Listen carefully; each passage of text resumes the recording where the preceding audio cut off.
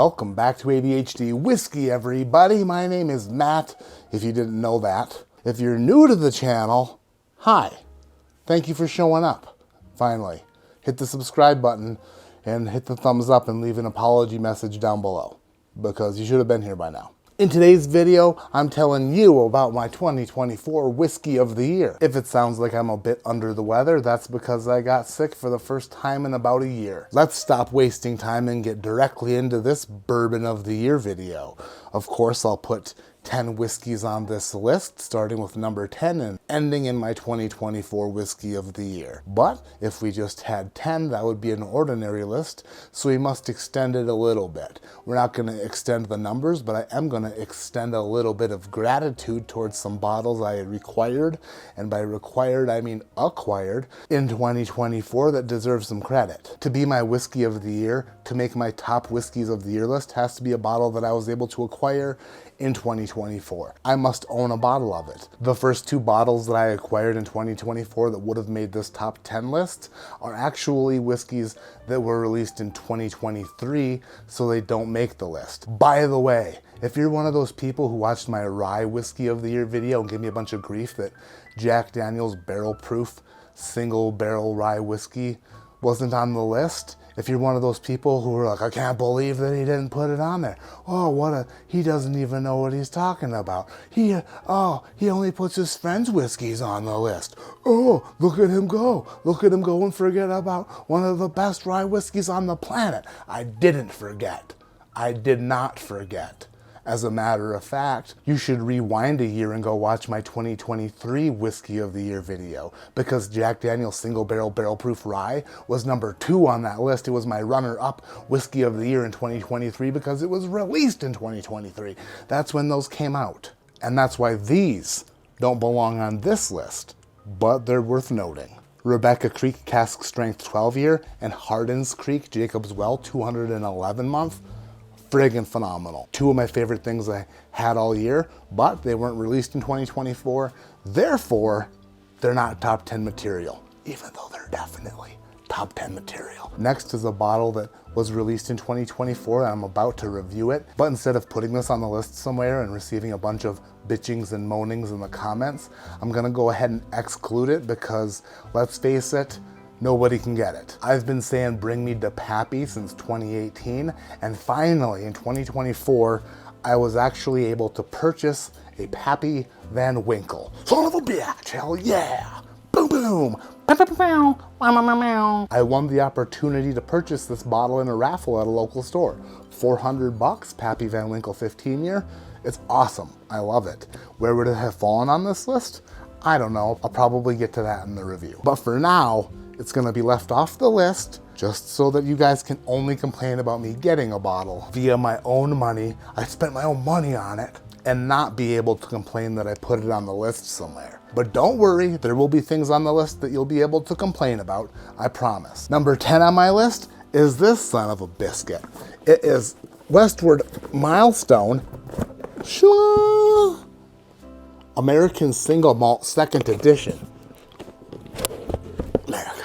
This is the best American single malt that I own, and probably the best I've ever tried. Very apple pie-like, like legitimate cinnamon apple pie, and I absolutely love this thing. Westward Milestone, number 10. I haven't shot a video in almost 2 weeks, and my voice is just like, not happy right now. Number 9 on my list was released early in 2024 and then was re-released early in 2025, even though they said that the one that they released in 2024 was going to be a mainstay on the shelf and, you know, people were going to be able to find it. But then they never said that that was not the case. Instead, they just did not send out the cases of the whiskey.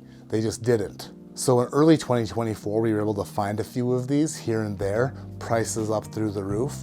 And then as 2024 dwindled and dingled, they just disappeared because I guess they wanted to re-release it in 2025. Long story short, Old Forester 1924, 10-year-old, is my number 9 whiskey of 2024. Could this 1924 be better than it is? Yes, I believe it could be. There is room for improvement. It's not perfect, but I love age-dated whiskey because I know what I'm getting myself into. And I know that a 10-year-old age statement is gonna provide enough oakiness to really leave a happy porter after a sip or two. And even though 1924 fails to be mesmerizing in a blind flight, it will tickle your palate on a particular night. Old Forester, keep doing stuff like this, please. Make more of it. Just make more of it. We want more of it. More of it. The top 8 were difficult to put in a particular order because I love them all so much. On any given day, I could pick one of these up and it could be my whiskey of the year. Number 8 is Boulder Cask Strength, the 2024 release, 128 proof and over 7 years old. The color on it, ridiculous. It's like 51 corn, 45 malted barley and 4% rye or something like that. The malted barley content in this Colorado grown bourbon makes this thing a chocolatey friggin' Tootsie Roll bomb. Love this stuff. Boulder Spirits kills it every year with their cask strength offering, and I just hope that I can get a single barrel again this year. Please, I beg of you. Number 7 on my list is Little Home Cookin'. You guys can get upset about this if you'd like to, but I don't give a crap. Barrel King Delta. Batch 96 from Barrel King was the first batch that Wild Turkey distillate was introduced into the typical MGP blends that we do at Barrel King, and it turned out so wonderful, so damn good. When I tasted my top 24 whiskeys of 2024 on my live stream, this baby placed 8th, completely blind. It's a super awesome pour, and this might not even be the best Barrel King that we released in 2024. I'll have to go through my Barrel Kings and do a blind flight of all of them that were released in 2024, but this one stands out in my mind and really stands out on the palate. Barrel King Delta, phenomenal. My number 7 pour of 2024.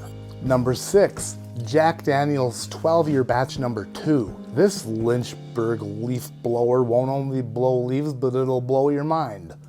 That doesn't make sense.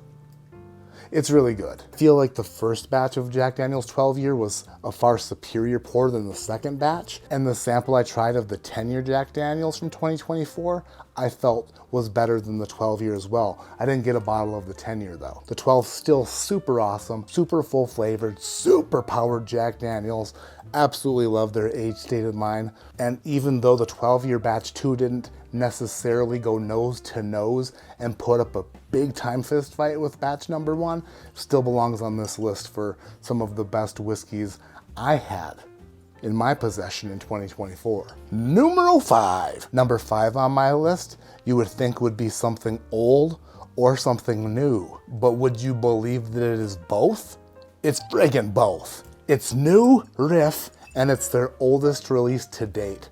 8-year, friggin' 100 proof, non-chill filtered Kentucky straight bourbon whiskey. This gets better and better and better every time I try it. I've yet to try their 8-year rye, but I've heard that's also very good.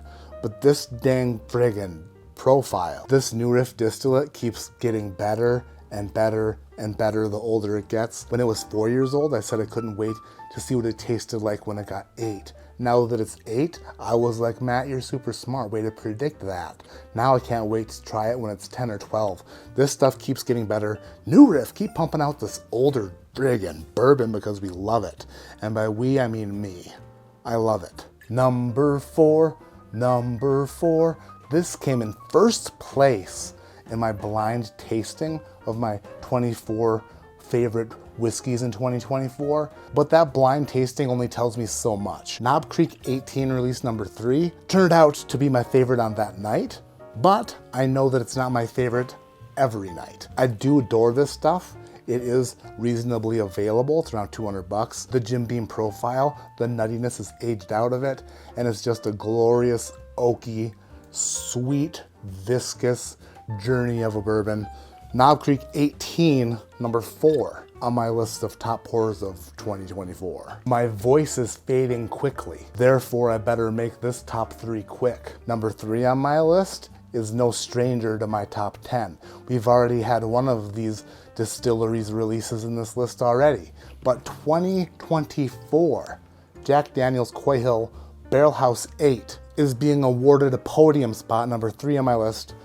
Every time I try this by itself or in a blind, it stands out as just one of the most full-bodied, full-flavored things that I tried this year. This one is 125.1 proof. Some are a little higher, some are a little lower, but between this bottle and the sample I received from Jack Daniel's, absolutely love this stuff. It's not quite what we came to expect from the first 2 releases of Coy Hill, the single barrel and the small batch, but this Barrel House 8 release is just another segment of deliciousness that Jack Daniel's is pumping out to its friggin', I don't know, fanatics. Us bourbon and whiskey fanatics go crazy for this stuff, and I hope Jack Daniel's continues to produce things like this, because holy damn, so good. Number 2 on my list was my number 1 rye whiskey of the year. My 2024 rye whiskey of the year is the runner-up for my whiskey of the year. This is Arctic Spirit from Evernorth. It's a straight rye whiskey finished in tawny and ruby port barrels. It is the provider of the only pure grape juice note I've ever tasted on a rye whiskey, or any whiskey for that matter. And if this wasn't one of my top 2 favorite bottles of 2024, it wouldn't make the list. Dan and Sean know I love them, but would I tarnish my semi-unblemished reputation by saying that something that is already sold out and impossible to find is one of my favorite things on the planet if it's not that good? No, this belongs here. This is legitimately one of the best things ever. It just so happens it was made by my friends, and that's pretty cool. That leaves us with number 1. And if you've been keeping track and paying attention, you probably already know what it is. A lot of people's whiskey of the year was Russell's Reserve 15. But when it came to me and my thought process, I decided to go with Russell's Reserve 15 because holy damn, it's good. This is Wild Turkey's King of Kentucky. That's what this is. Mine is almost empty because, I don't know, something happened to it. But I hope and pray. Maybe not pray. Maybe that's going a bit too far. We don't pray for things like Wild Turkey to keep producing things like Russell's 15. We don't pray for things like that. But if we did, we would pray for this. More of this. Because good grief, good gravy, good night, good Gary Goodridge.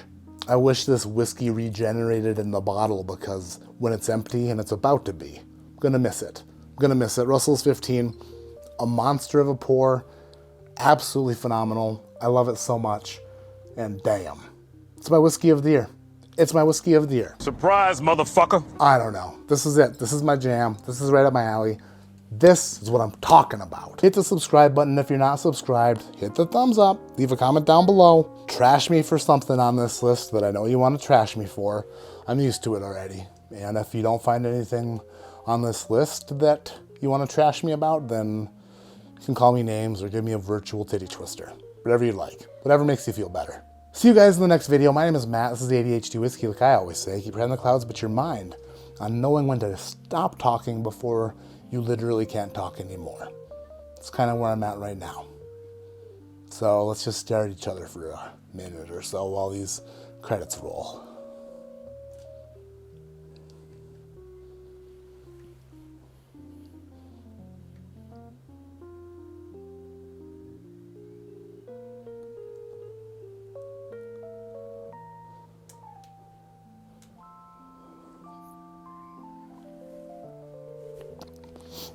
Almost sneezed.